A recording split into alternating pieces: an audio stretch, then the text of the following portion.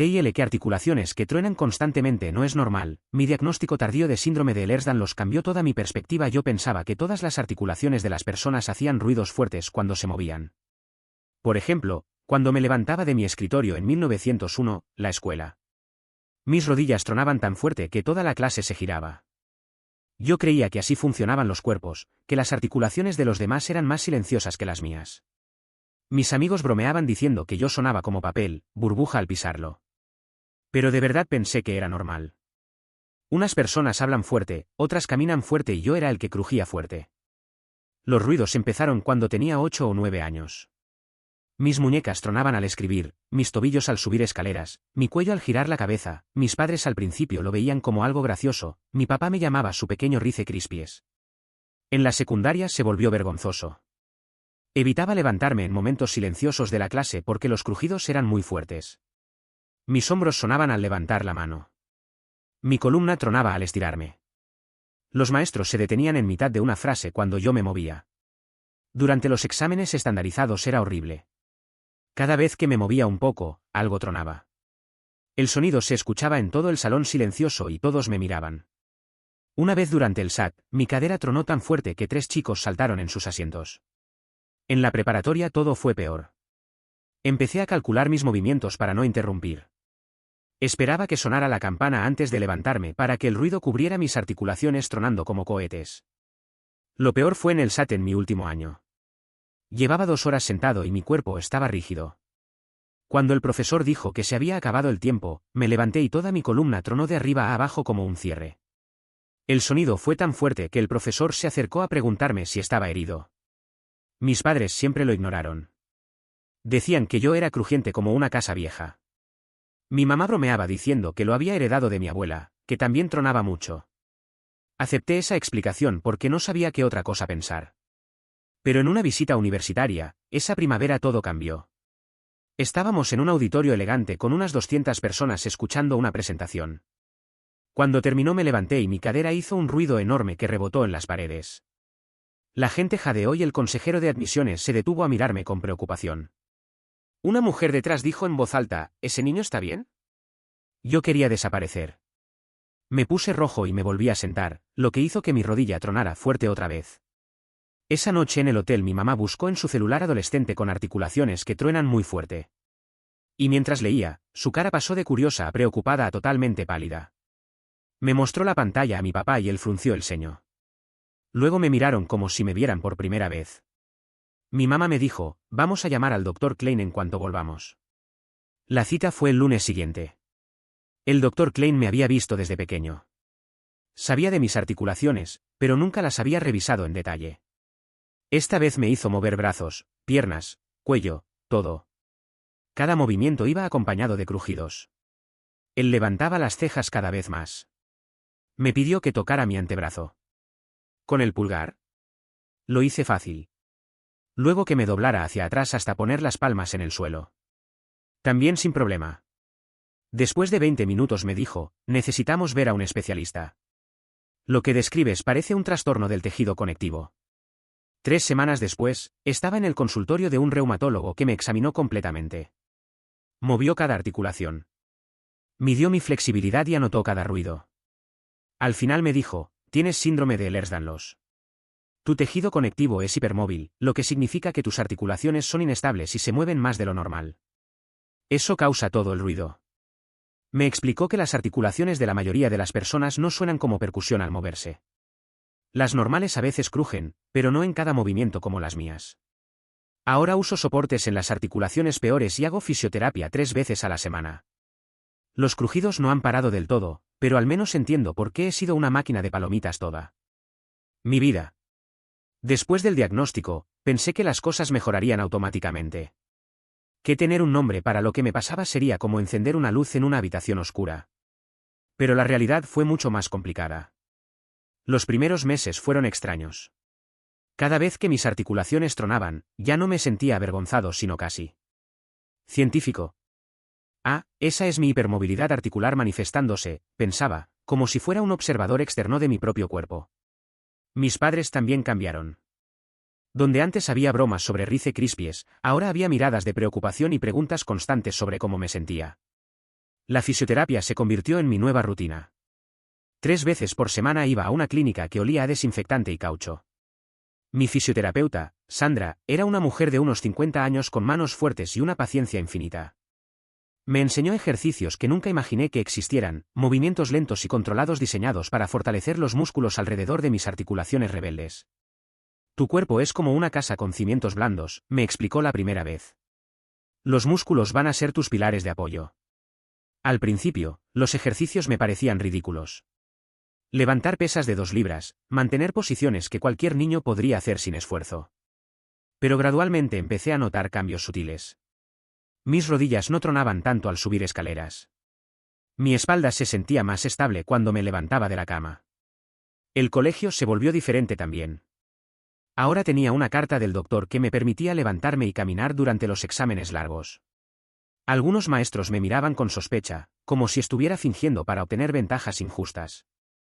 Otros fueron increíblemente comprensivos. Mi profesor de historia, M.R. Patterson, incluso movió mi asiento cerca de la puerta para que pudiera salir discretamente cuando necesitara estirarme. Pero lo más difícil no eran los aspectos físicos, sino los emocionales. Durante años había construido mi identidad alrededor de ser el chico ruidoso. Era mi marca, mi peculiaridad, la cosa que me hacía memorable. Ahora que sabía que era una condición médica, ¿quién era yo realmente? Me sentía como si hubiera estado viviendo con una máscara sin saberlo. Los soportes articulares fueron otro ajuste. Usar una rodillera bajo los pantalones me hacía sentir como un atleta lesionado, aunque nunca había sido bueno en deportes. El soporte de muñeca era menos obvio, pero me recordaba constantemente mi condición cada vez que escribía. Mis amigos hacían preguntas, algunos con genuina curiosidad, otros con esa mezcla incómoda de lástima y fascinación que la gente tiene hacia las diferencias médicas. ¿Duele? Era la pregunta más común. La respuesta honesta era complicada.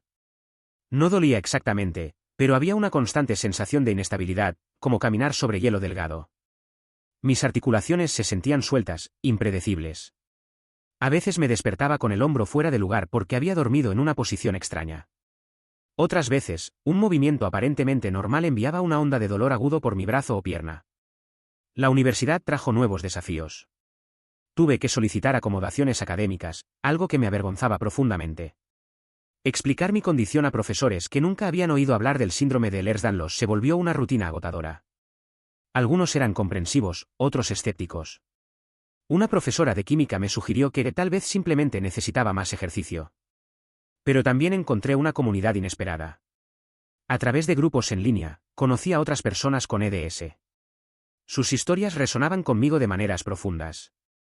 Algunos habían tardado décadas en recibir un diagnóstico. Otros lidiaban con síntomas mucho más severos que los míos. Por primera vez en mi vida, no era el único que sonaba como una fábrica de palomitas al moverse. Sarah, una chica de Michigan, me contó que había desarrollado ansiedad social severa debido a sus articulaciones ruidosas. James, un hombre de 30 años de Oregón, había perdido trabajos porque los empleadores pensaban que estaba fingiendo lesiones. Sus historias me hicieron sentir afortunado y culpable al mismo tiempo. Con el tiempo, desarrollé estrategias. Aprendí a predecir qué movimientos causarían los ruidos más fuertes y a planificar en consecuencia. En reuniones importantes, llegaba temprano para hacer todos mis estiramientos necesarios. Durante presentaciones, mantenía mis manos ocupadas con un bolígrafo para evitar el impulso de cruzar los brazos, lo que invariablemente hacía que mis hombros tronaran. Mis padres también tuvieron que ajustarse.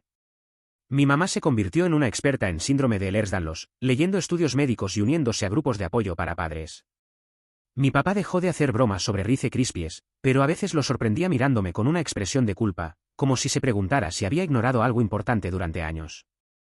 La graduación de secundaria fue agridulce.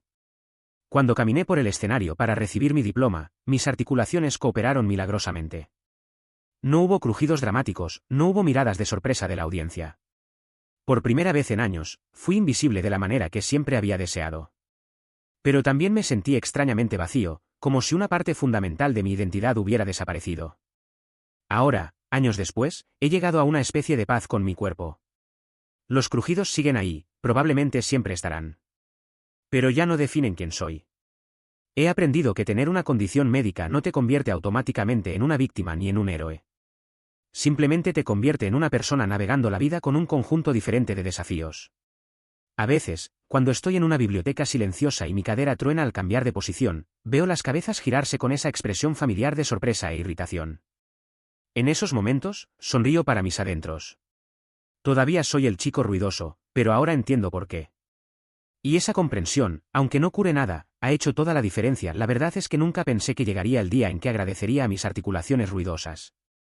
Pero aquí estoy, a los 35 años, escribiendo estas palabras en mi oficina mientras mi muñeca truena suavemente contra el teclado, y sintiendo algo parecido a la gratitud.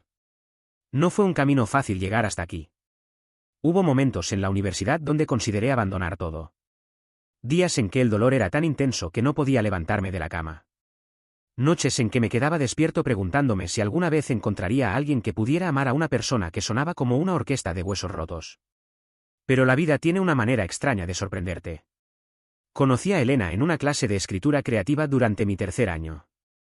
Ella estaba sentada detrás de mí cuando mi columna decidió hacer su sinfonía habitual al final de la clase. En lugar de las miradas de disgusto o lástima a las que estaba acostumbrado, escuché una risa suave. Impresionante, susurró. Mi abuela hacía los mismos ruidos. Decía que era su cuerpo hablando. Esa noche me contó sobre su abuela, una mujer italiana que había vivido hasta los 96 años con lo que probablemente era EDS no diagnosticado. Elena había crecido con esos sonidos como banda sonora de su infancia, asociándolos con amor y historias contadas en una cocina tibia. Cuando le expliqué mi condición, no pestañeó.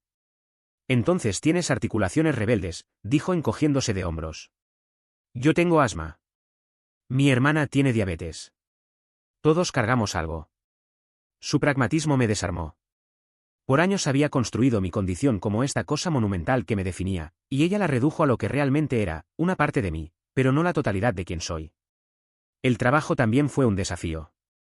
Elegí convertirme en escritor parcialmente porque podía controlar mi ambiente, trabajar desde casa cuando el dolor era intenso, tomar descansos cuando mis articulaciones necesitaban moverse. Pero incluso eso tuvo sus complicaciones. Las reuniones con editores, las presentaciones de libros, las conferencias, todos estos eventos requerían estrategia y planificación. Recuerdo mi primera lectura pública.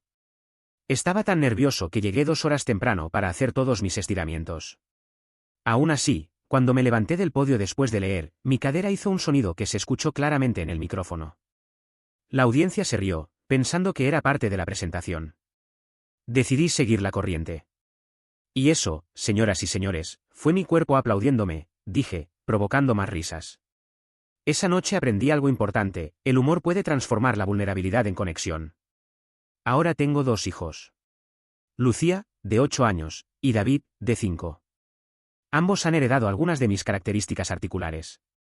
Lucía puede doblarse de maneras que desafían la anatomía, y David hace pequeños ruidos al caminar que me recuerdan a mi infancia.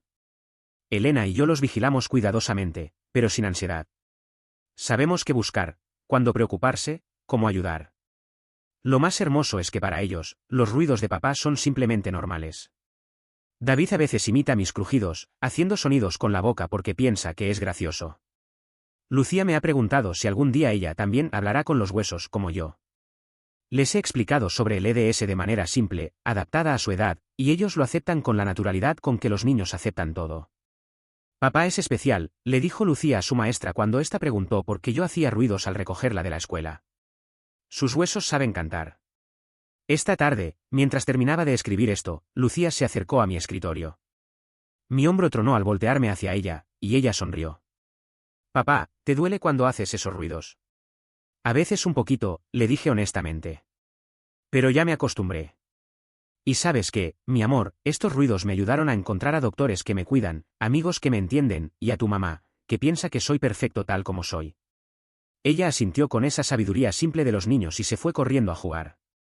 Y ahí está la verdad final: mi cuerpo ruidoso, esta sinfonía de articulaciones rebeldes, no me convirtió en una víctima ni en un héroe. Me convirtió en mí. Me enseñó que todos cargamos algo, que la diferencia puede ser un puente en lugar de una barrera, y que a veces nuestras supuestas debilidades se convierten en nuestras fortalezas más inesperadas. Mis articulaciones siguen tronando. Probablemente lo harán hasta el día que muera. Pero ya no me avergüenzo del ruido que hago al moverme por el mundo. Al contrario, es mi firma, mi manera única de anunciar mi presencia, mi recordatorio constante de que estoy aquí, vivo, moviéndome hacia adelante a pesar de todo. Y si alguien se gira a mirarme cuando mi cadera truena en una biblioteca silenciosa, ya no me escondo. Les sonrío y sigo con lo que estaba haciendo. Después de todo, todos hacemos ruido de una manera u otra. El mío simplemente es un poco más literal que la mayoría. Esta es mi historia, la de un chico que sonaba como palomitas y creció para abrazar su propia sinfonía corporal. Y aunque el ruido continúa, la música que he creado con mi vida lo supera por mucho.